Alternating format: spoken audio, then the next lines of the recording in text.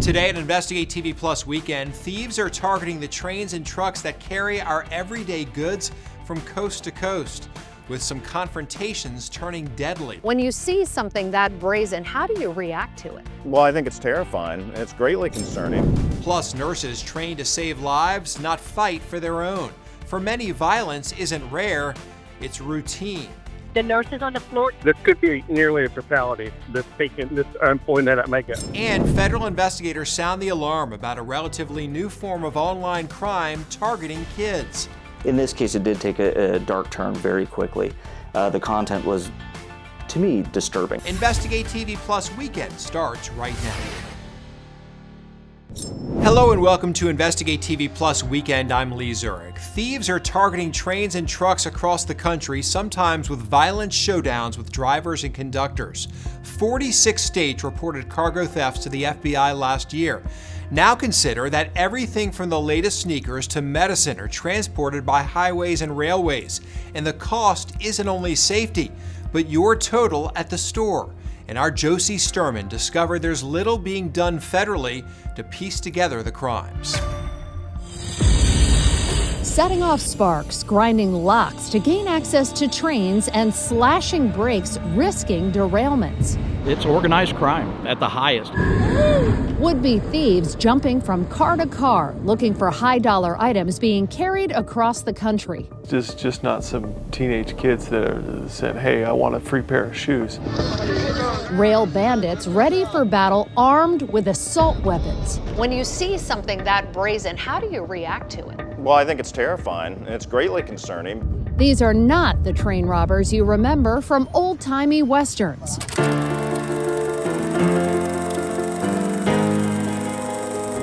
These are sophisticated, high-stakes cargo thefts, disrupting rail and putting lives at risk. We have had someone die trying to rob these trains. This is a dangerous business. An illegal enterprise that experts say is accelerating, with a 40% jump in cargo theft in 2024 alone. It is an economic issue. It is a supply chain issue, but this is a human issue too. And it's not just a problem for rail. Organized multinational crime rings are also targeting commercial trucking. We're seeing a $35 billion hit to just our industry every year. It's a huge loss for the powerful industries that transport the products we need, with FBI data showing cars, electronics, and clothing are the biggest targets. But in the end, it's also costing you when things are stolen in these bold and dangerous heists. Experts say consumers end up paying more, and will until it's stopped.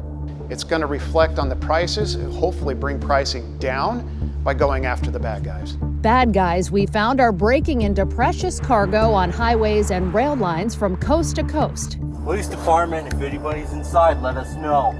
Our national investigative team filed records requests across the country, obtaining police body camera footage, photographs, incident reports, and court files from cargo thefts involving trucks and trains. Well, they took almost everything. Yeah.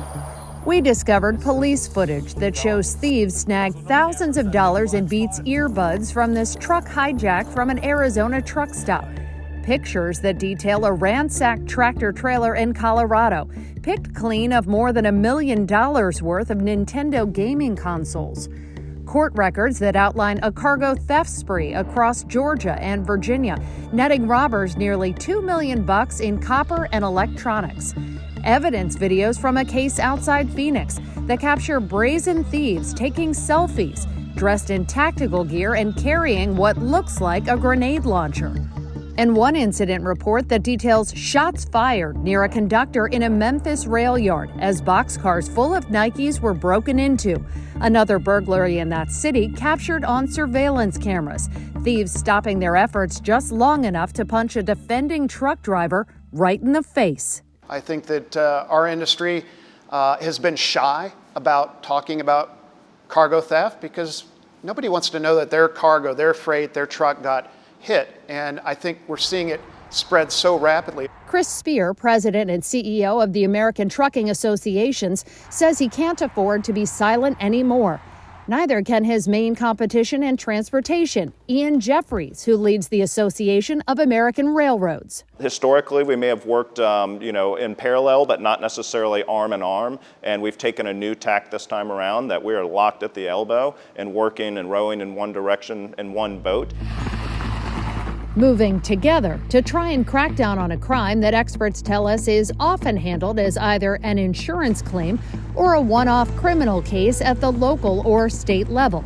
Our team did find dozens of cargo theft cases prosecuted by the feds, though, including a New York enterprise taken down after the theft of hundreds of thousands of dollars worth of imported beer from rail cars. A truck heist in Florida that nabbed 19,000 pounds of pricey perfume. And a massive ring that followed trucks in Indiana, Kentucky, and Ohio to steal everything from virtual reality headsets to Victoria's Secret merchandise. Those were massive multi-state operations. Many cases may not seem so grand, but it could be no one's putting together the pieces at a higher level. Because as we discovered, there's a massive hole in the net for catching cargo thieves. The FBI does lead some regional task forces and tracks voluntarily submitted data, but there's no specific nationwide coordination on cases at the federal level.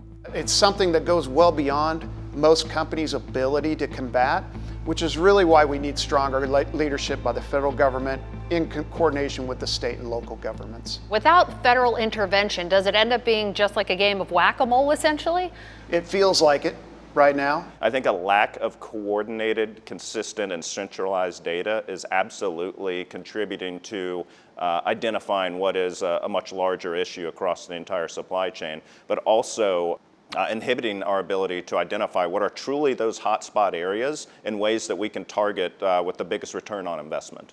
Both the rail and trucking industries are now going all in on a piece of legislation in Congress they believe can help, the Combating Organized Retail Crime Act, or CORCA. Right now, the criminal elements are very much aware of our weaknesses, and they're manipulating them to steal consumer products and fuel their operations. And so the federal government needs to respond. So far, both the Senate and House are responding with bipartisan support for the plan that would create a national coordination center within Homeland Security to deal with cargo theft. It has to be one of those things where you attack it as a whole versus going at it in a piecemeal fashion. Representative Dave Joyce, a former prosecutor, sponsors the House bill. He says that proposed coordination center would share information between industry and law enforcement at every level, track trends, and provide new tools to investigate and prosecute cargo theft cases. When you see it in community by community, you realize that this is a tidal wave that's going to hit the country because we're not looking at all the things that are bubbling up to create the wave. But while there's widespread support from major stakeholders across the board, CORCA has been left behind before. Similar bills have failed in recent years despite cargo thefts tied to drug cartels and human trafficking, as well as the dangers posed to transportation workers and the impact on consumers whose products get fenced on their way to legitimate retailers. If this legislation is not successful, what sort of message does it send to the criminals who were engaged in this type of crime? Katie, bar the door. I mean, seriously, I think there is absolutely no resistance that our trucks are for the picking, so is rail. Vulnerable to cargo thieves who see a clear path straight to the bank. According to the FBI data, last year alone, there were nearly 6,000 commercial cargo theft incidents across the country, with property valued at more than $150 million. But that is based on voluntary reporting, and experts tell us the totals are likely much higher. She was able to grab me by the back of the head. She hit me in the back of the head a couple of times.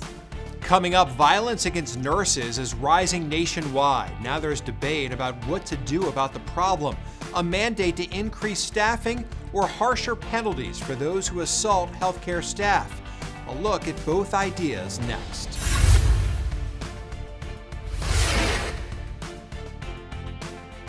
You can watch Investigate TV Plus anytime streaming online. Get the app for Roku, Amazon Fire TV, and Apple TV. They're free to download.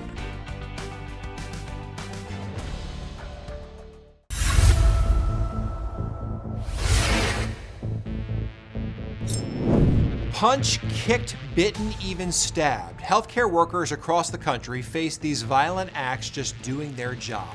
Nurses, who make up the largest group of medical professionals, say they often face the brunt of the attacks. Our Kristen Crowley takes a closer look at the issue and the possible solutions to fix it. 911 emergency. There's some guy in here that's nuts. These 911 calls paint a horrifying picture. Did he hurt somebody with the scissors? Yes. They assaulted the employee until they passed out? Yeah, unconscious. It's chaos. It's absolute chaos. The pleas for help coming from inside a Florida hospital. Oh my God. Ma'am, where in the hospital is this? He stabbed a nurse? Yes. The nurse is on the floor? This could be nearly a fatality. This employee may not make it.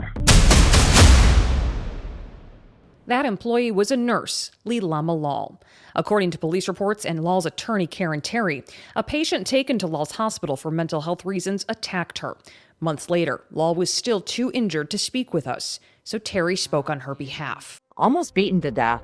She has suffered extensive neurologic injuries, massive injuries to her face. Is she breathing? In less than a minute, Lal went from caring for patients to becoming one. I haven't ever seen anything like this before, but to my shock and surprise, I have received phone calls and emails from healthcare workers, mostly nurses, throughout this country and throughout this state, who said this has been a problem for decades. National Nurses United says more than 80% of registered nurses it surveyed have experienced violence, from verbal threats to physical attacks. Nearly half say the violence has increased in recent years. She was able to grab me by the back of the head. She hit me in the back of the head a couple of times. In Kansas City, Missouri, we sat down with 3 nurses who say handling violence is becoming part of the job. Between weapons coming in, between people getting hurt or almost getting hurt, it's often. It's enough that lawmakers at the federal level are trying to get involved. But there are differing opinions on how to solve this critical threat to frontline healthcare workers. On one hand, there's the Workplace Violence Prevention Act. It would require healthcare employers to develop and implement a comprehensive workplace violence prevention plan. Supporters of the bill say prevention is key, and the best way to get there is safe staffing levels, an issue National Nurses United says is at the heart of the violence. The ratio that we advocate for federal legislation is 4-to-1. When I was getting attacked, we had 1 staff member show up. Had the staffing been different that day, do you think it could have prevented that attack? I absolutely think so. Safe staffing is the best way to prevent workplace violence. But not everyone agrees. Mandated ratios are not going to solve the workplace violence issues. Because you add more nurses doesn't mean the violence is going to abate. Claire Zangerly is the chief nurse executive for the American Hospital Association. That group is supporting different legislation, the Save Healthcare Workers Act, which would toughen criminal penalties for people who assault healthcare staff. What we want this law to do is we want this law to keep people from offending. It's very much like having a police force in the hospital, walking the beat, walking the units, so that there is that presence of that those officers on those units, and that deters the crime. And that's where these two sides are divided. We don't agree with it. Our patients aren't criminals. Nurses United says the increased punishments in the Save Healthcare Workers Act won't do anything to prevent violence. So at least 37 states already have enhanced criminal penalties on the books for workplace violence against healthcare workers. And many have had those in place for decades. And yet we've seen workplace violence rates continue to skyrocket. Florida has a law with tougher penalties for attacks on healthcare workers, a law that was in place when Leelama Lal was attacked. It didn't protect Miss Lal. I think if they had had additional staff, I think if they had had trained armed security, this would not have happened. These nurses tell us for now, preparing is all they can do, as the profession continues to wrestle with workplace violence, while industry organizations and federal lawmakers work towards a solution to fix it. According to the hospital where Lau worked, although two different healthcare regulatory agencies concluded there were no deficiencies in its protocols, hospital leadership is developing security enhancements. The hospital's full statement is available on InvestigateTV.com. I was shocked as a law enforcement investigator. And for me to be shocked, I mean, I see a lot of things. Up next, police say disturbing online groups are targeting teens. We examine one case that shows just how dark these crimes can get.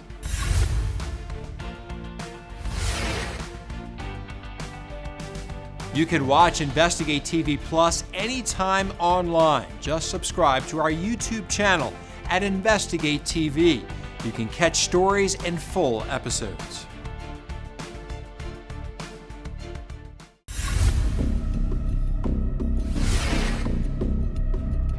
Law enforcement across the country is warning about a disturbing online trend targeting children, so-called gore groups.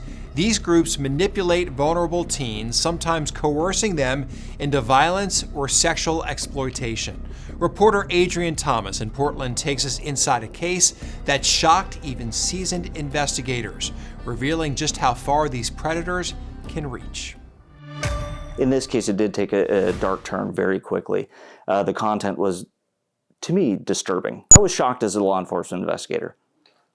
And for me to be shocked, I mean, I see a lot of things. Sergeant Brandon Clausen of the Lake Oswego Police Department experienced a career first last June while working as a detective. He was contacted by the FBI in Portland to help investigate an alleged sex abuse crime happening in Lake Oswego, but the suspect was more than 3,000 miles away. According to federal court documents, the victim, a 14-year-old girl in Lake Oswego, had met a man in his early 20s in Florida using Instagram. Clausen and his colleagues quickly discovered a pattern of manipulation and solicitation of sexually explicit material from the man over messaging and social media apps like Discord, X, and Telegram. Clausen and the FBI would quickly find out the man was engaging in behavior consistent with gore groups, something Clausen hadn't seen before. That was the first one, to be honest, yeah. I'd never heard of it, never even would have considered that would be something that people would be into or be doing. A gore group is a group that not only grooms victims, but delights in sexual violence, sexual torture, sexual rape, murder. It shocks the conscience. Just days after the initial investigation, the FBI got permission from the victim's parents to pose as her on the different messaging platforms to determine where the man might be and gather more evidence. And in just a few days, the FBI was able to trace an IP address to a residence where 24-year-old Juan Sebastian Perez lived in Naples, Florida. That's where agents executed a search warrant. He admitted to everything. He was even working on grooming other girls, unfortunately.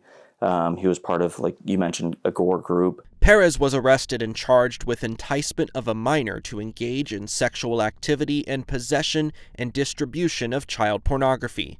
His court proceedings played out over the past year, and he ultimately pled guilty and was sentenced to 30 years in federal prison this past March. FBI Portland's special agent in charge, Doug Olson, says these kind of crimes are being seen more frequently, and that people and groups involved often use less monitored platforms like encrypted messaging apps. What's the prevalence of some of these kinds of cases in Oregon and the jurisdiction that you cover? It's here.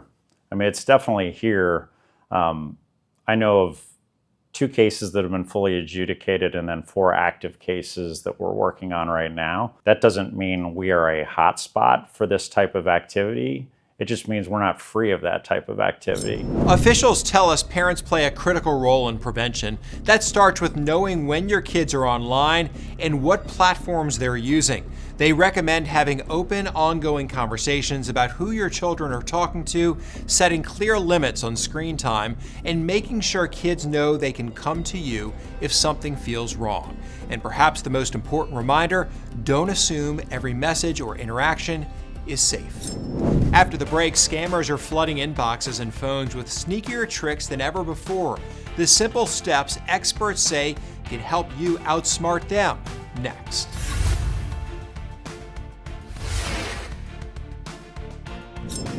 Our in-depth coverage continues. You can get connected to Investigate TV Plus on all social media platforms.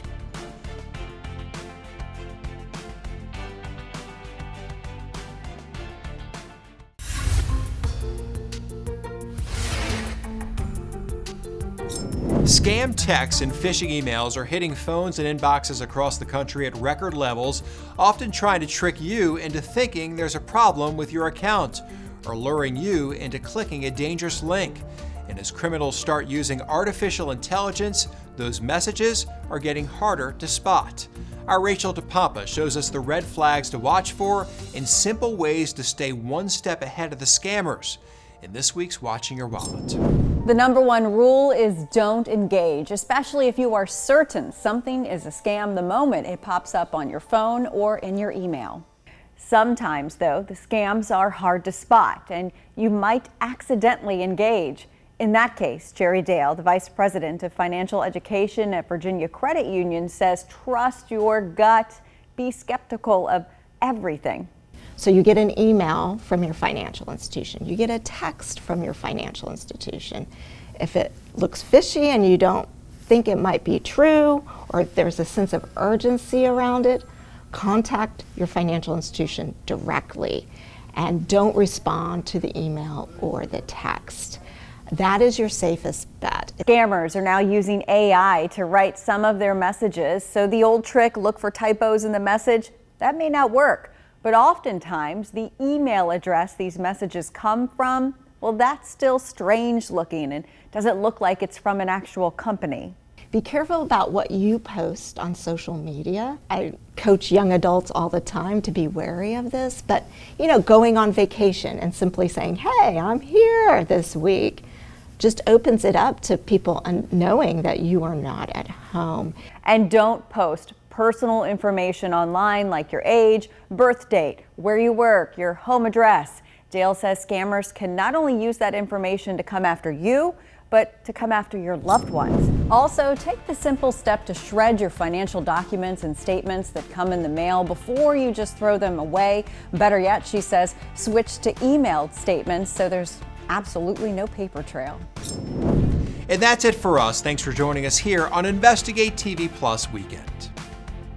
You can watch Investigate TV Plus anytime streaming online. Get the app for Roku, Amazon Fire TV, and Apple TV. They're free to download.